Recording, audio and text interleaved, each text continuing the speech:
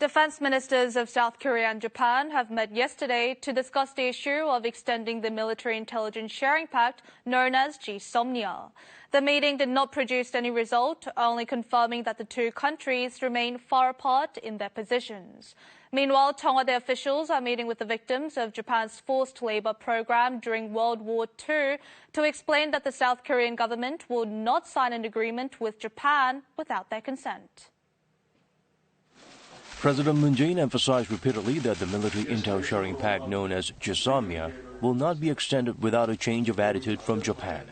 Meanwhile, it's been confirmed the nation's top office and the government have been meeting with the victims of Japan's wartime forced labor.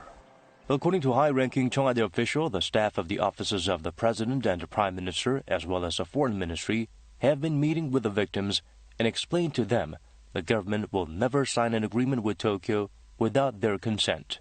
The victims were concerned the government was trying to strike a deal with Japan in secret, as it was revealed Chairman of the National Assembly Moon Hee-sang's proposal differs from the official government plan.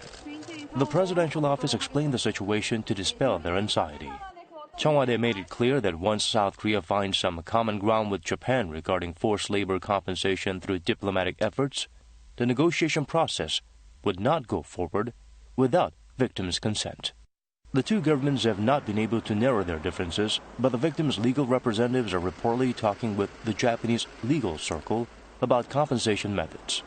This plan, containing the compensation proposals of the victims' choice, may be announced as early as this week.